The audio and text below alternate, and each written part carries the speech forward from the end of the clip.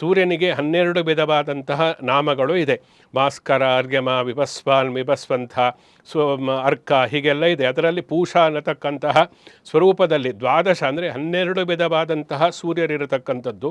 ಸೂರ್ಯನೇ 12 ವಿಧದಲ್ಲಿ ತನ್ನನ್ನು ತಾನು ವ್ಯಕ್ತಪಡಿಸಿಕೊಳ್ತಾನೆ. ಅದರಲ್ಲಿ ಪೂಷ ಅನ್ನತಕ್ಕಂತಹ ಸೂರ್ಯನ ಒಂದು ವಿಶೇಷವಾದಂತಹ ರೂಪಕ್ಕೆ ದಕ್ಷಯಜ್ಞದ ಸಮಯದಲ್ಲಿ ಬರತಕ್ಕಂತಹ ಕಥೆಗಳಲ್ಲಿ ಎಲ್ಲೋ ಕೂಡ ಪುರಾಣದಲ್ಲಿ ಇದೆ.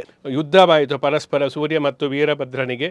ಆ ಸಮಯದಲ್ಲಿ ಉಂಟಾದಂತಹ ಹಾನಿಯಿಂದಾಗಿ ಸೂರ್ಯನಿಗೆ ಆ ವೀರಭದ್ರ ಅಥವಾ ಪರಮಶಿವನು ಈಶ್ವರನು ವರವನ್ನು ಕೊಟ್ಟಿರತಕ್ಕಂಥದ್ದು.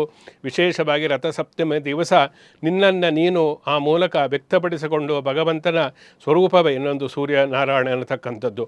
ಭಕ್ತರಿಗೆ ವಿಶೇಷವಾದಂತಹ ಅಭೀಷ್ಟಗಳನ್ನೆಲ್ಲವನ್ನು ಕೂಡ ರಥಸಪ್ತಮಿಗೆ ದಿವಸ ಯಾರು ಸ್ನಾನವನ್ನು ಮಾಡ್ತಾರೋ, ಯಾರು ತರ್ಪಣವನ್ನು ಮಾಡ್ತಾರೋ, ಯಾರು ಸೂರ್ಯ ನಮಸ್ಕಾರವನ್ನು ಮಾಡ್ತಾರೋ, ಯಾರು ಸೂರ್ಯನನ್ನು ಅರ್ಚಿಸುತ್ತಾರೋ ಅವರಿಗೆ ವಿಶೇಷವಾದಂತಹ ಫಲವನ್ನು ಅನುಗ್ರಹ ಮಾಡು ಅಂತ ಹೇಳಿ ಸ್ವತಃ ಪರಮೇಶ್ವರನೇ ಸೂರ್ಯನಿಗೆ ವರವನ್ನು ಕೊಟ್ಟಿರ್ತಕ್ಕಂಥದ್ದು ಎಲ್ಲ ಈ ರಥಸಪ್ತಮಿಯ ಒಂದು ವಿಶೇಷವಾದಂತಹ ಕಥಾವಳಿಗಳೆಲ್ಲವೂ ಕೂಡ ಭವಿಷ್ಯ ಪುರಾಣದಲ್ಲಿ ಬರತಕ್ಕಂಥದ್ದು ನಾವು ನೋಡ್ಬೋದು. ಸನಾತನ ಸಂಸ್ಕೃತಿ, ಹಿಂದೂ ಧರ್ಮ, ಸಂಪೂರ್ಣ ಹಿಂದೂ ಧರ್ಮದ ಕುರಿತಾಗಿ ಧರ್ಮವಾಹಿನಿ ಚಾನಲ್ ವೀಕ್ಷಣೆ ಮಾಡಿ, ಸಬ್ಸ್ಕ್ರೈಬ್ ಮಾಡಿ, ಸಪೋರ್ಟ್ ಮಾಡಿ.